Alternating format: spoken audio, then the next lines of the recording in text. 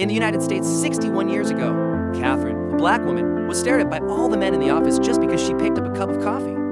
The next day, a new kettle appeared beside the coffee machine with the words "for blacks" only written on it. And it was even harder for Catherine to use the toilet, because all the toilets in the whole building were only for white people. Even when she was about to burst from holding her urine, she had to go out, go downstairs, and run 800 meters to the other side of the park to find the toilet designated for blacks. After finally relieving herself, Catherine didn't even have time to catch her breath before she had to rush back to her workstation nonstop. But no matter how fast she ran, it still took her over half an hour to use the toilet each time, which made her work postponed, and she even had to work overtime for several hours to finish it. After finally finishing the calculations, she took the data to her boss, but the boss just threw it straight into the trash can. Because the aerospace data changed so quickly that the original data would become invalid once there was a delay. The next day, a colleague gave Catherine a pile of data, but when she got it, she found that it was smeared with black strips for blocking the information. The colleague said that giving it to Catherine was just a formality and told her not to take herself as seriously, but Catherine wouldn't stand for it. She looked at the data from left to right and finally saw the information that had been smeared off under the light, so she quickly took the data to the big blackboard and started calculating. Fortunately, halfway through the calculation, she couldn't hold her urine again. She had no choice but to repeat the route from the day before and ran 800 meters to use the toilet. However, she didn't expect that the data she had just calculated was discovered by her colleagues and even caught the boss's attention. Because these data were confidential, her colleagues began to interrogate Catherine. She had no choice but to tell them that she saw the data under the light and then deduced it. Finally, the boss began to look at her with new eyes. He asked her name and ordered that the data given to Catherine should not be altered in the future. After winning the boss's appreciation, Catherine worked even harder. She started working day and night and didn't even dare to ask for sick leave when she was ill. But the problem of using the toilet had always been bothering her. On this day, it was raining heavily. Catherine could only run to the toilet in the rain. She was soaked through. When she came back, the boss lost his temper because he couldn't find her. Finally, Catherine couldn't bear it anymore. She poured out all her grievances and anger. After saying that, Catherine didn't want to look at the hypocritical faces of her colleagues anymore. She packed her things and walked out directly. But she didn't expect that the next day, the boss took an iron rod and smashed the sign of the black toilet and announced, "Here at NASA, we all pay the same color." In the United States 61 years ago, all people discriminated against black women. Whenever important figures came to visit, they had to stand 3 meters away from white people. Even if they just wanted to get a bit closer to take a look at the astronauts, white people would stop them. Fortunately, there was an astronaut named John who was very kind. He never discriminated against black people and would even enthusiastically shake hands and chat with them. This gave Catherine great confidence. With such outstanding astronauts, the United States would surely be able to fly into space at an early date. However, unexpectedly, the Soviet Union took the lead the next day and became the first country in the world to enter space. The NASA of the United States was very frustrated and they swore to catch up with the Soviet Union, so everyone in the whole agency started working overtime day and night. The competitive Catherine didn't want to lag behind either. She quickly called her family to tell them that she couldn't go home. Finally, with their unremitting efforts, the rocket successfully conducted a suborbital test flight. After the news was announced, the whole country celebrated and everyone was immersed in the joy of pride. However, the space agency didn't dare to relax at all, because after the successful test flight, they needed to calculate more precise angles and orbits to enable astronauts to fly into space successfully, so the agency was having meetings all day long. Catherine also needed to calculate data more quickly, but she found that without attending the meetings, she couldn't calculate the data in a timely and effective manner. So she went to the leader to apply, but the leader said that as a black woman, she didn't even have the qualification to attend the meetings. Catherine was very angry. She calculated for several days in a row, but still couldn't get the result. So she went directly to the boss and asked to attend the meetings. Unexpectedly, the boss actually agreed and even handed Catherine a piece of chalk at the meeting, asking her to calculate the relevant coordinates for the astronauts on the spot. Catherine knew that her opportunity had come. She calmed herself down, walked to the blackboard, and started calculating quickly. Every number showed her composure and knowledge. In less than 5 minutes, the result came out.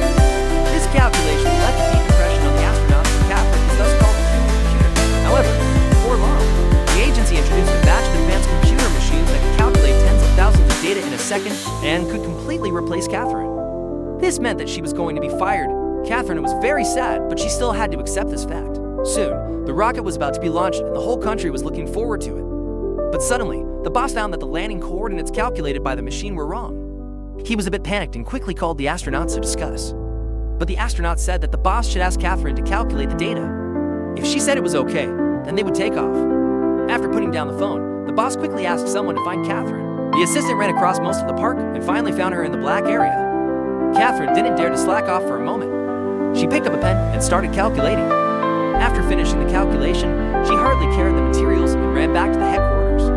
But at the door of the meeting room, her colleagues just took the materials from her hands and shut her outside the door. Catherine knew that black women were not allowed to attend meetings. It was the rule. But she didn't expect that the boss actually opened the door and handed her a work badge, asking her to come in and witness the rocket launch together. In this way, Catherine was retained in the headquarters because of her outstanding abilities and participated in more space programs later. She used her own strength to help improve the status of black women in the whole agency and even in the whole of the United States. And she also became a hero in the history of the American space program and even in the history of the whole human space exploration. The car of 3 black women broke down. They were anxiously asking for help by the roadside. But when the police saw them, they walked over with fierce looks. It was not until they took out their work permits and told the police that they worked with the NASA that the police's attitude softened a little. They were even willing to use the police car to lead the way and escort them to work. This was the United States in the 1960s, where the status of black people was terribly low. In the NASA, black people could only work in the dark and dilapidated basement. Occasionally, they would be mistaken for cleaners by white people. Even when having meals, they had to isolate themselves consciously and must never take the initiative to meet white people. However, they were not willing to give in, so Catherine, along with her best friends Mary and Rosie, worked as hard as they could. Soon, Mary got promoted to the engineering department.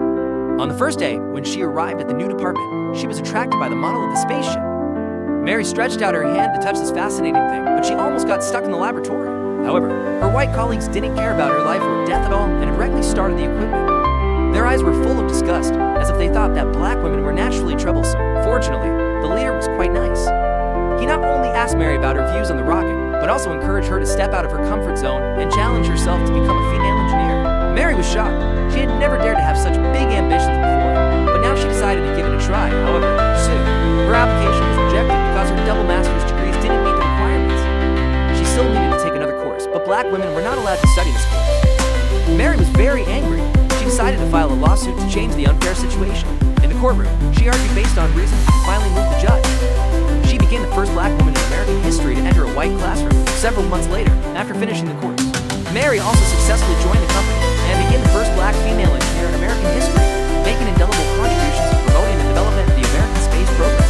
As for the other best friend Rosie, when there was no supervisor in the group, she took the initiative to take on the responsibilities of supervisor. Even though her boss refused to promote her to be a formal supervisor just because she was black, she didn't give up her responsibilities as a supervisor.